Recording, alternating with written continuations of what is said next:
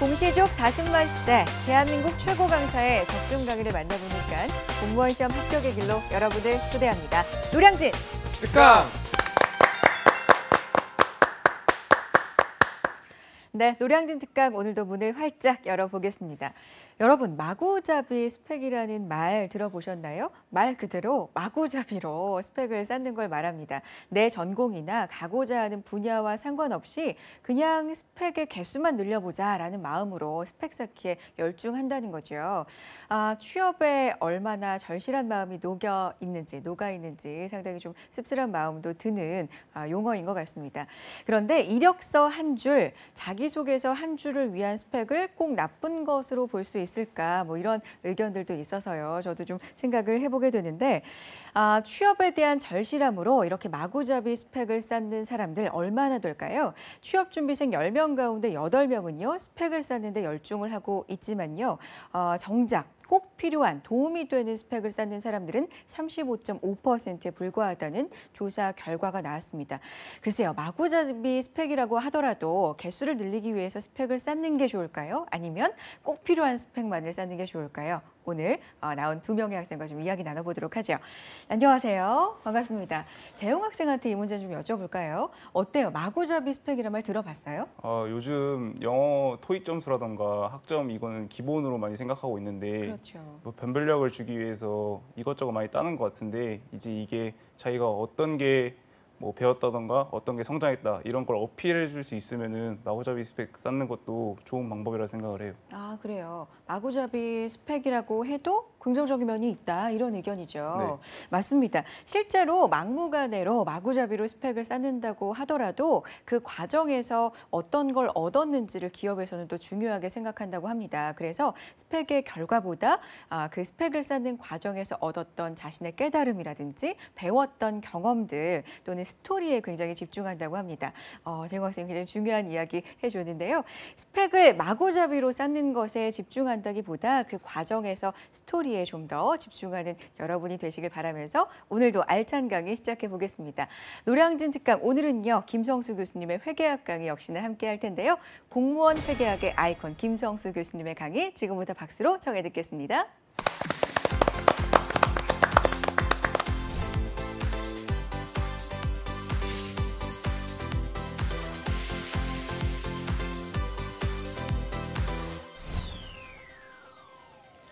반갑습니다. 자, 이번 시간에 회계학 강의를 진행할 김성수입니다. 자, 이번 시간에는 재무회계 개념 체계에 대해 살펴보는 시간을 갖도록 하겠습니다.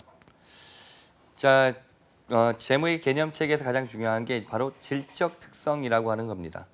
일단 이제 질적 특성이 뭐냐 이렇게 얘기를 하면은 바로 회계는 유용한 정보를 제공하는 거라 얘기했습니다. 즉 다시 말해서 회계 정보는 유용해야 된다는 얘기죠. 그러기 위해서는 바로 이런 유용한 요건이 필요하다는 거죠. 그 질적성은 바로 회계 정보가 유용하기 위한 요건이라고 이해하시면 되겠습니다. 이 부분은 이제 출제가 많이 되는 부분이고요. 말문제로 출제가 많이 되기 때문에 일단은 암기가 좀 필요한 부분으로 이제 생각하시면 됩니다.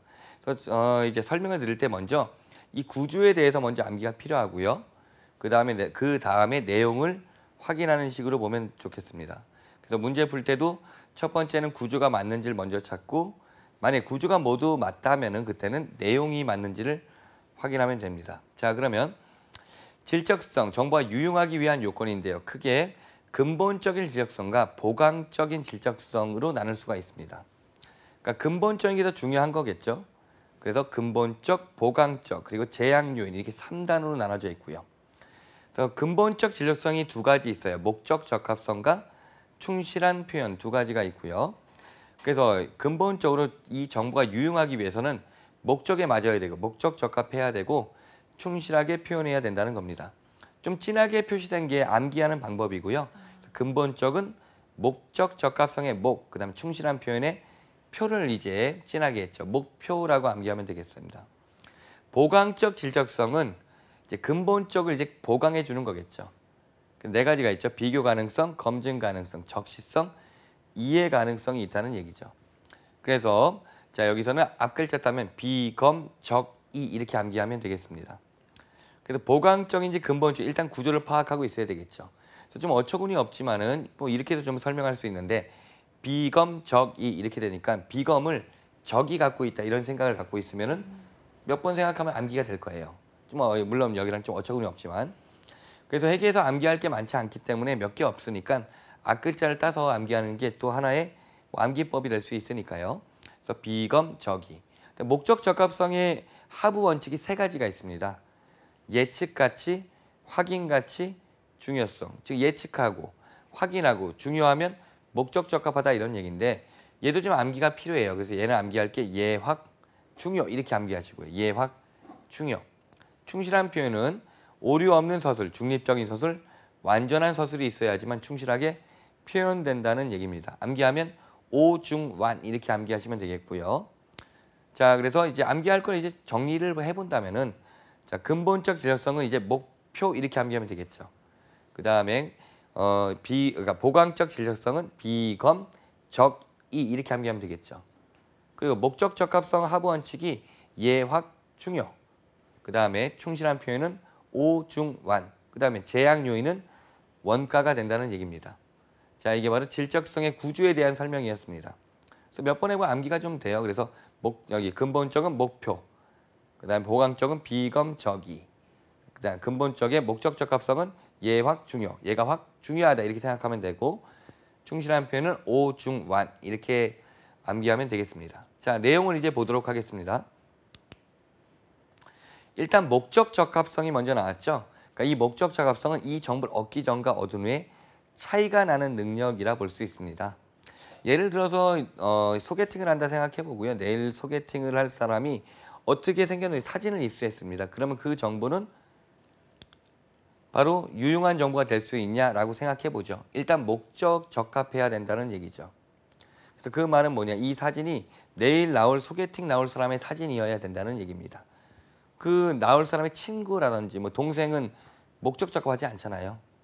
자, 그렇게 생각해 보고 그다음 충실한 표현. 충실하게 사진이 어떻게 돼요? 표현이 돼야 된다는 겁니다. 실제로 봤더니만 뭐 사진 요즘에 기술이 좋아져서 다른 사람처럼 보일 수도 있잖아요. 자, 그런 경우에는 그 사진 정보는 어떻다는 거예요? 목적에는 맞았지만 충실하게 표현되진 않았다고 볼 수도 있겠죠. 뭐 그런 생각을 갖고 보시면 되는데 그래서 이 목적 적합성이라 하면 바로 이 정보 얻기 전과 얻은 후에 차이가 나는 능력으로 이해해 주시고요. 한번 읽어보겠습니다. 실제 시험은 기준서 문구 그대로 나오니까요. 목적 적합한 재무 정보는 정보 이용자 의사결정에 차이가 나도록 할 수 있다. 일부 정보 이용자가 이를 이용하지 않기로 선택하거나 다른 원천을 통해 이미 알고 있다 할지라도 의사결정에 차이가 나도록 할 수 있다. 이 부분은 바로 뭐냐면 사진을 입수했는데 얘가 소개팅 나올 애가 원래 내가 아는 애예요. 예를 들어 뭐 원래 초등학교 동창 이런 애인데 사진을 보고 아 얘가 이렇게 변했구나 혹은 얘가 옛날에 똑같네 이렇다 하더라도 이 정보는 목적 적합하다는 얘기입니다. 그리고 예측가치, 확인가치 또는 이들 모두가 있으면 재무 정보는 의사결정에 차이가 나도록 할 수 있다라고 했고요. 예확, 중요가 나오는 거죠. 예측가치. 자, 정보 이용자 미래를 예측하기 위해 사용하는 절차의 투입 요소로 재무 정보가 사용될 수 있다면 그 재무 정보는 예측 가치를 갖는다는 겁니다. 우리가 사실 어떤 걸 예측할 때 항상 미래에 대한 데이터 갖고 예측하지는 않죠. 과거에 대한 정보를 할지라도 미래를 예측할 수 있겠죠. 그럼 과거의 그 정보는 어떻다는 거죠? 바로 예측 가치를 갖는다는 거죠. 그래서 실제로 학생들 상담을 하게 되면은 이제 수업을 하고 진도별로 이제 테스트를 봅니다. 그 테스트 점수가 이제 어느 정도 누적이 되겠죠. 그 점수를 보고 이 학생이 얼마만큼 이제 뭐 합격을 하기 위해서 뭐가 필요하고 그런 걸 확인해 볼 수 있잖아요. 그걸로 이제 합격 가능성을 예측할 수 있죠. 그렇다면 예측 가치를 갖는다는 얘기죠. 그러므로 재무정보 예측 가치 갖기 위해서 그 자체 예측치 또는 예상치일 필요는 없다는 겁니다. MC님한테 그걸 한번 물어볼게요. 네. 이제 뉴스 같은 거 보면은 주말에 날씨가 좋으면은 뭐 교통이 얼마나 막힐 거다라고 예측이 좀 되는 그런 게 나오잖아요. 그게 어떻게 그게 될까라고 생각해 본 적 있으세요? 어떻게 집계를 할까 이게? 글쎄요. 지금 얼핏 생각하기로는 그동안에 쌓아온 데이터가 있잖아요. 예. 그러면은 보통 이 요일에 이 날에 이 시간이면 어디가 막히더라 뭐 이런 게 좀 있지 맞습니다. 않을까요? 예. 그런 데이터 누적된 네. 거가 이제 쌓여 있고 또 날씨 같은 것도 이제 좀 영향을 주겠죠. 날씨가 좋으면 많이 가니까. 그래서 그런 걸 해서 바로 그러면 그 정보는 어떤 거예요? 바로 과거의 데이터를 사용했지만은 예측 가치를 갖는다. 그러니까 이 표현 예측 가치 갖기 위해서 그 자체 예측치 또는 예상치일 필요는 없다는 얘기죠. 이거 이해되시죠? 무슨 말인지. 네. 확인 가치는 예측을 하면 그 다음에 확인을 또 하겠죠. 피드백을 하고 이게 바로 확인 가치라고 말하는 거죠. 우리가 공부하고 틀리면은 또 확인해 줘야 되겠죠. 확인 안 하면 뭐 실력이 안 쌓이니까. 자, 그다음에 중요성. 중요성이라고 하면은 이 정보가 누락되거나 왜곡됐을 때 의사결정에 영향을 준다면 그는 중요한 정보라는 겁니다. 그래서 좀 더 얘기를 해보면 이런 겁니다. 예를 들어서 내가 이제 어떤 그 아까 A라는 사람을 만나서 소개팅하고 이제 결혼할 생각을 갖고 있었어요. 그렇게. 근데 그 상대방의 정보 중에 내가 하나를 몰랐던 거예요. 이거는 알지 못했던 정보가 있었다는 거예요. 근데 그 정보를 알게 된 거죠. 근데 내가 만약에 결혼하는 의사결정에 아무런 영향이 없다면 그 정보는 누락된 그 정보는 중요하지 않았다는 거죠.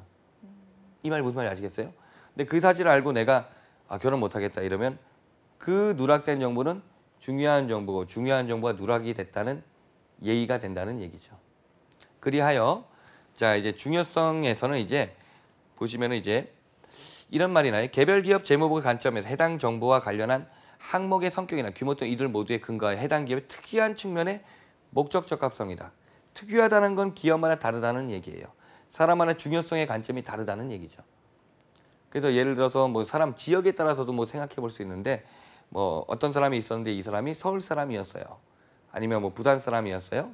뭐 이런 식의 정보들이 누락됐다. 근데 나는 이 누락된 정보를 알았을 때 의사결정에 영향을 미칠 수 있다면 중요한 정보가 된다는 얘기죠. 실제 강의에서 좀 더 갈 수가 있는데 약간 이제 종교라는지 약간 그런 얘기를 하는데요. 뭐 이렇게 특정 종교를 비난하는 거 아닌데 특정 지역이라든지 근데 이게 말하기 좀 어렵네요. 그래서 보통 그 지역으로는 평양을 얘기해요. 보통 몰랐는데 평양 사람이었던 거예요. 다 좋았는데 근데 내가 만약에 그 정보를 알고 나서도 의사결정에 차이가 없으면 그는 중요한 정보 아니고 결혼 못하겠다 이렇게 되면 중요한 정보가 되겠죠. 그다음에 그래서 이런 말도 있죠. 그리고 회계기준위원회에서 회계기준을 만드는 곳이라 이해하시면 되고요. 이 중요성에 대한 획일적인 계량 인계치를 정하거나 특정 상황에서 무엇이 중요한지 미리 정할 수가 없다. 획일적인 계량 인계치는 얼마가 중요하다 말할 수 없다는 얘기예요. 재무제표를 보면은 원 단위도 있고요. 1,000원 단위도 있고요. 100만 단위도 있어요. 삼성전자가 100만 단위를 쓰거든요. 그럼 삼성전자 1은 얼마란 거예요? 100만 원이란 거예요. 10은 1,000만 원이란 걸 의미한다는 얘기죠. 그렇다면 삼성전자 입장에서 100만 원 이하의 단위는 뭐예요? 중요하지 않다는 얘기잖아요. 근데 그걸 딱 정해놓은 건 아니라는 얘기다. 자, 그 다음에 충실한 표현. 자, 충실한 표현은 말 그대로 충실하게 표현된다는 거예요. 그래서 유용한 정보가 되기 위해서 목적 적합할 뿐만 아니라 충실하게도 표현돼야 된다. 둘 다 충족이 돼야 된다라고 이해하시면 되겠어요. 그래서 세 가지가 있죠. 완전한 서술, 완전 공시라고 표현하는데 이제 회계 정보를 완전히 보여주는 거. 우리가 정보라면 완전 공시가 가장 좋죠. 그래서 어떤 의혹이 있을 때 어떤 사건이라든지 뭐 이럴 때 의혹이 있을 때 사실 이제 국민들 입장에서 완전히 다 보여주는 거 하면은 의심이 다 해소될 거잖아요. 기업도 마찬가지 완전하게 모든 걸 보여주라. 물론 한계는 있겠지만 보여줄 수 있는 거 모두 보여주라. 이게 바로 완전한 서술을 말하고요. 중립적 서술은 편의가 없다는 거예요. 편이라 그러면 이렇게 한쪽으로 이렇게 쏠려 있는 거 이걸 편이라고 말하는 거예요. 그러니까 어떤 목적을 갖고 있으면 일단은 편의가 이제 없는 게 되는 거잖아요. 그래서 중립 서술은 재무 정보가 유리, 불리, 받아들이지 가능성이 높이기 위해 편파, 편중, 강조, 경시 그 밖의 방법 조작되지 않는다. 그러니까 중립적이어야 한다 이런 말이고요. 그래서 중립적 정보는 목적이 없거나 행동에 대한 영향력이 없는 정보를 의미하지 않는다. 오류 없는 서술은 오류가 없다는 얘기죠. 근데 이 오류 없다는 말은 이 말은 중요한데 모든 면에 정확한 걸 의미하지 않는다. 오류가 없다는 게 정확한 걸 의미하는 게 아니라는 거예요. 회계에서 말하는 그 수치들이 정확한 금액을 말하는 건 아니죠. 우리 과거 배우니까 추정이라든지 어떤 모형의 근거에서 나온 숫자죠. 회계에서 말하는 당기순이익은 그냥 이렇게 말할 수 있어요. 70%는 진짜고요. 30%는 추정치라고 말할 수가 있어요. 어떤 기준을 적용하냐에 따라서 당기순이익이 바뀌어진다는 얘기죠. 자, 그렇기 때문에 오류 없다 정확한 걸 의미하지 않는다. 오류 없다는 것은 현상이나 기술에 누락이 없고 그 다음에 절차의 선택과 적용 시 절차상 오류가 없음을 의미한다. 그러니까 회계 처리를 누락하지 않고 그다음에 절차의 적용에 기준 적용에 오류가 없으면 이는 오류가 없다는 거다. 정확한 게 아니라는 얘기고요. 그래서 모든 면에 완벽하고 정확한 걸 의미하지 않는다는 얘기죠. 자, 근본적 질적성의 적용은 목적 적합성과 우리의 충실한 표현 두 가지가 있잖아요. 둘 다 충족해야 된다는 얘기예요. 그래서 이 얘기는 둘 중에 하나의 정보가 만약에 미흡하다면 정보로서 가치가 떨어진다, 유용하지 않다라는 거예요. 그래서 설명드릴 때 우리 근본적 질적성 두 가지를 목적 적합성과 충실한 표현을 엄마 아빠에 비유해요. 둘 다 필요하다는 거죠, 자녀한테는. 자, 보강적 질적성을 보도록 할게요. 자, 보강적 질적성, 비교 가능성, 검증 가능성, 적시성, 이해 가능성이 있다는 얘기죠. 제일 먼저 비교 가능성이 나오죠. 그래서 비교 가능성 정보 이용자 항목 간의 유사점과 차이점을 식별하고 이해할 수 있는 질적성. 그러니까 비교 가능성 같은 거는 같아 보이고 다른 건 달라 보이는 특징이 비교 가능성이에요. 그 다른 질적성과 달리 비교 가능성은 단 하나와 관련된 거 아니죠. 비교하려면 최소한 2개 이상은 있잖아요. 그 다음에 비교 가능성은 그 다음에 일관성이라는 표현이 나와요. 일관성, 비교 가능성 관련되어 있지만 동일하진 않다. 그러니까 부분 집합 관계로 이해하시면 돼요. 비교 가능성이 있으면은 일관성이 그 안에 있다는 얘기죠. 그럼 일관성이란 건 뭐냐? 유사한 걸 유사하게 하는 거죠. 비교 가능성이 유사한 건 유사하고 다른 건 달리하는 거죠. 그래서 두 가지가 있는데 또 일관성은 기업 간, 그 다음에 기간별 이렇게 두 가지 일관성이 있어요. 기업 간은 A 기업과 B 기업이 동일한 회계 처리 방법 적용하는 거. 기간별은 A 기업이 X1, X2 두 기간 동일한 방법 적용하는 걸 말한다. 이해하시면 되고요. 그 다음에 또한 여기서 비교 가능성은 목표이고 일관성 그 목표를 달성하는데 도움을 준다. 비교 가능성이 그 목표라는 거죠. 일관성이 수단이란 말은 없지만 수단으로 해석해도 뭐 크게 무리는 없고요. 자, 그 다음에 비교 가능성은 통일성이 아니다. 통일성은 왜 아니냐면 통일성은 같든 다르든 다 통일시키는 거잖아요. 비교 가능성은 같은 건 같아 보이고 다른 건 달라 보이는 특징이기 때문에 그렇고요. 검증 가능성이라 하면은 말 그대로 이제 검증할 수 있는 능력을 말하는 거죠. 그래서 두 번째 줄부터 보면 검증 가능성, 합리적 판단력이 있고 독립적인 서로 다른 관찰자가 어떤 서술이 충실히 표현하는데 비록 완전히 일치하지 못하더라도 의견이 일치할 수 있는 능력을 말해요. 그러니까 A라는 토지가 있어요. 그런데 그 토지가 하나 있어요. 10억짜리라고. 그러니까 A라는 사람은 그 토지를 10억으로 이제 검증을 했고요. B는 8억으로 검증을 했어요. 근데 둘이 9억으로 합의할 수 있다. 그러면 그 정보는 검증 가능하다는 거죠. 유형자산 우리가 기준서에서 재평가 모형 적용하면 공정가치로 유형자산을 보여줘야 된다는 얘기예요. 그럴 때 이제 검증할 수 있는 그런 뭐 감정평가사 같은 직업군이 될 텐데 감정한 가액이 공정가액이 되겠죠. 근데 A, B가 다르게 검증될 수 있는 거잖아요. 둘이 합의할 수 있다면 그는 검증 가능하다. 그렇지 못하면 검증 가능하지 않은 정보라는 얘기죠. 그래서 그래서 세 번째, 비록 반드시 일치하지 않더라도 의견이 일치할 수 있는 것을 의미한다. 개량화된 정보가 검증되기 위해 단일점 추정치일 필요는 없다. 그러니까 8억이다 10억이다 이렇게 검증할 필요는 없다. 레인지가 가능해요. 범위로 8억에서 뭐 12억 이런 식으로. 그 다음에 뭐 기대값 구하듯이 확률도 검증될 수 있다. 예를 들어 8억일 가능성이 40%, 10억일 가능성이 60%면 8억에 40% 곱하고 10억에 60% 곱하여서 합친 금액 이게 바로 기대값 구하는 방식이 되잖아요. 그래서 광규 학생한테 물어볼게요. 네. 옛날 뭐 대학교 졸업했죠? 아니요, 아직. 아 그래요? 그 네. 대학교 다니면서 네. 학점 같은 게 얼마가 나올지 궁금하지 않아요? 네, 궁금해요. 그래서 막 예측해보고 그런 적 있으세요? 네. 아 그래 어떻게 예측해요? 그러면? 그 요즘에 네이버에 학점 계산기라고 치면은 나오거든요. 이제 모르겠네요. 그런 거에서 네. 아 그 어떻게 그때 내 학점은 모르잖아요. 현재 학점. 네, 현재 학점 모르지만 그냥 어느 정도 될 것 같다 이렇게 추정치를 한 번 더 아 보는 그런가요? 거죠. 네. 처음 들어봤어요. 근데 제가 옛날에 학교 다닐 때 이걸 했거든요. 그러니까 A란 과목이 있으면은 이게 뭐 지금도 그래요? 4.5, 4.0 이렇게 가요? 예. 예, 그럴 때 내가 뭐 출석이라는 시험 본 걸 생각해서 4.5일 가능성 뭐 20%, 4.0일 가능성 뭐 70%, 뭐 3.5일 가능성 뭐 3 이런 식으로 기대값을 구해놔요. 그걸 A부터 Z까지 모든 과목을 다 해서 더해서 아니 과목수로 나눠서 나오거든요. 그러면 그 학점 나온 게 실제 학점과 0.3 이상 벌어진 적은 없어요. 0.2 안쪽에서 왔다 갔다 하거든요. 그러니까 예측이 좀 가능하다는 거죠.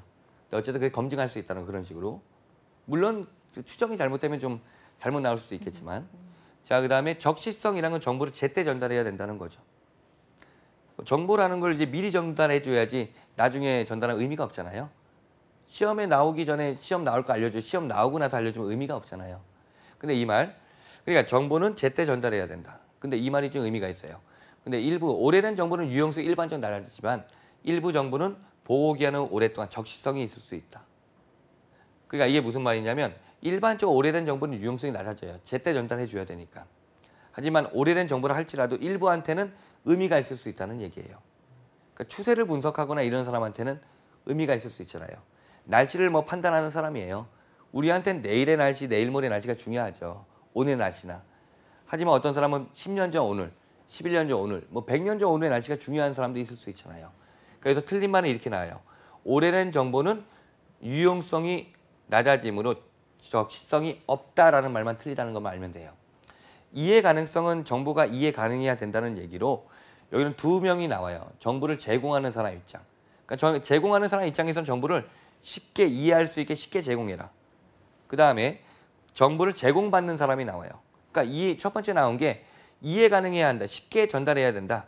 명확, 간결, 분류하면 정확히 특징 지으면 이해 가능하게 된다. 이러면 쉬워진다는 얘기 같아요. 자, 그 다음에 본질적으로 복잡하여 어려운 게 있다 하더라도 걔를 누락하면 안 된다. 전달해 줘야 된다는 얘기고 마지막에는 이제 여기 제공받는 사람, 합리적 판단력, 지식과 부지런히 정보를 검토하고 분석하는 이용자를 위해 제공한다. 강사가 이런 말 하면 되게 무서운 말이에요, 사실은. 나의 강의는 합리적 판단력과 그 다음에 열심히 공부한 학생을 위해 제공한다. 이게 되게 무서운 말이에요. 만약에 그 학생이 물어봐요. 잘 이해가 안 되는데요. 물어보니까 열심히 했니? 물어보는 거지. 열심히 했다고 해요. 정말 열심히 했니? 그러니까 아닌 것 같아요. 그러면 아닌 거고 정말 열심히 했는데도 이해가 안 돼요. 그러면 아, 네가 합리적 판단력이 없구나. 이게 매우 무서운 말이긴 해요. 근데 이게 무슨 말이에요? 회계 정보는 아무한테나 제공하는 게 아니라는 얘기예요. 일반 대중한테 전달하는 게 아니라는 거예요. 회계 정보 전문 지식이기 때문에 회계를 공부하고 배운 사람에게 제공된다는 얘기죠. 사실 좀 그런 생각도 많이 해요. 우리 국민들이 사실 회계를 뭐 지금은 우리가 역사라는 이런 게 많이 이슈가 돼갖고 많이 하는데 회계를 국민들이 많이 아는 게 좋을 수가 있어요. 국민 전반적으로. 왜냐하면 국가라든지 뭐 대기업이라든지 이런 경우 재무제표가 공시가 되거든요. 그러니까 일반인들이 봤을 때 이거에 대해서 아, 이게 내가 낸 세금이 이렇게 쓰이고 이런 걸 알 수 있다면은 유용한 정보가 되겠죠. 감시 기능도 좀 강화되고. 근데 지금 그걸 모르니까 어려우니까 다 전문가가 다 이렇게 뽑아놓은 데이터 갖고만 하는 거죠. 약간 그런데 그런 부분이 좀 한계가 있을 수 있으니까. 자, 그다음에 보강적 질적성의 적용 가능한 한 극대화돼야 된다는 거. 하지만 여기 그 다음 말은 이거예요. 아까 이 얘기했어요. 목적 적합성과 충실한 표현은 엄마 아빠 같은 존재예요. 근데 둘 다 충족이 돼야 되는데 근본적과 보강적이 충돌이 일어난다. 그럼 누구로? 근본적이 항상 우선한다는 거죠. 항상. 친구 생일이고 엄마 생신이에요. 어디 가야 돼요? 엄마 생신 가야 된다는 얘기죠. 이들은 친구라고 이해하시면 돼요. 이들은. 그래서 뭐 친구들끼리는 이게 좀 이런 게 좀 있거든요. 결혼 같은 거 할 때 친구들끼리 막 이렇게 약속한 건 아닌데 뭐 같은 시기에 중복돼서 하는 경우가 있어요. A, B 두 친구 동시에 갈 수 없을 수 있잖아요. 자, 그럴 때는 한 명을 선택해서 한 명이 희생될 수 있다라고 이해하시면 되겠어요. 자, 그래서 그렇게 이해하시면 되고 보강적 질적성에 대해서 이제 설명드렸고 자, 제약 요인은 이제 원가가 제약 요인이 된다는 거죠. 아무리 좋은 정보면 뭐예요? 이 정보가. 이 정보 보면 그 A라는 사람 과거에 어떻게 살았고 뭐 어떻게 자랐고 심지어 뭐 초등학교 성적표라든지 이런 거 다 알 수 있다 하더라도 그 정보가 가격이 만약에 10억이다 그러면 정보로서 가치가 없잖아요. 그러니까 제약 요인은 원가다라고 정리하면 되고요. 기본 가정은 이제 계속 기업에 대한 가정이 적용되고 일반 기업은 청산 기업은 계속 기업에 대한 가정이 적용되지 않는다라고 이해하시면 되겠어요. 자, 한 문제만 보면 얘도 2017년 기출된 문제인데요. 옳지 않은 걸 물어봤죠. 그래서 내용을 보시면 답은 1번이에요. 오류가 없다는 것은 현상의 기술에 오류가 없고 그다음에 절차상 선택에 적용에 오류가 없음을 의미한다. 여기까지 맞는 말인데 그 다음 말이 틀려요. 모든 면에서 완벽하게 정확한 것이 아니라는 얘기죠. 나머지는 뭐 다 정의에 대한 얘기니까 옳은 말이 되고요. 자, 그래서 이번 시간에 우리가 회계 정보에 대한 질적성에 대해 살펴봤어요. 이 부분도 이제 말로 주로 나오고 정리만 잘하시면 득점이 가능한 부분이에요. 자, 이렇게 마치도록 하겠습니다. 감사합니다.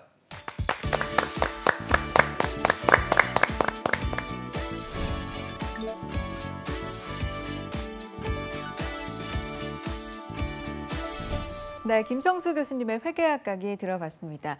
외울 게 많지 않은 회계학에서 외울 게 좀 나오는 부분이었어요. 그런데 앞글자를 따서 또 외우는 방법 알려주셨으니까 잘 기억해 두셨으면 좋겠고요. 관규 학생 오늘 어떻게 들었어요? 네, 오늘 뭐 지적 특성에 대해서 배웠는데 뭐 근본적 지적 특성은 뭐 엄마라고 생각하고 그래요. 보강적 지적 특성에는 뭐 친구라고 친구. 생각해라 이렇게 설명을 해주시니까 훨씬 이해하기 쉬웠고 네, 이제는 뭐 푸는 문제보다는 이번 시간에는 외우는 게 그렇죠. 더 중요하니까 자세히 선생님이 알려주신 대로 뭐 두 문자 따고 해서 내용의 의미를 좀 파악하면 조금 더 수월하게 이해를 할 수 있을 것 같아요. 그래요. 다른 과목에 비해서 암기가 그렇게 많지 않은 회계학인데 네. 이번에는 조금 있었어요. 그런데 다른 과목에 비해서는 그래도 좀 수월하게 외울 수 있지 않나 생각이 들었습니다. 앞글자 따서 꼭 기억을 해두시고요.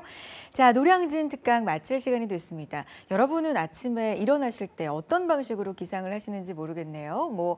잠을 깨우기 위해서 커피 한 잔으로 시작을 할 수도 있고요. 알람 소리 억지로 일어나실 수도 있는데 직장인이나 수험생이나 아침잠이 굉장히 달콤한 건 뭐 다 똑같겠죠. 그런데 수험생들은 늦잠을 잘 수 없기 때문에 다양한 방식으로 기상을 하고 있다고 합니다. 기상 스터디를 그래서 한다고 하는데 서로 약속을 정해서요. 강제 기상을 하기도 하고요. 그리고 독서실을 입시를 하는 사진을 서로 보내야 되는 약속을 정해서 강제 입실 스터디를 하기도 한다고 합니다. 그래요. 아침에 먼저 일어나는 새가 벌레를 또 많이 잡는다 이런 얘기도 있잖아요. 수험생들 아침에 일어나시기 굉장히 힘드시겠지만 이렇게 강제 스터디, 입실 스터디 같은 것도 활용해 보시면 좋을 것 같다는 생각하면서 오늘도 마쳐보겠습니다. 자, 노량진 특강 오늘 내용 중에서 놓친 부분이 있다, 다시 듣고 싶다 하시는 분들은요. 유튜브와 한국직업방송 홈페이지 통해서 다시 보실 수 있습니다. 놓치지 마시고 챙겨가세요. 다음 이 시간 인사드릴게요. 고맙습니다.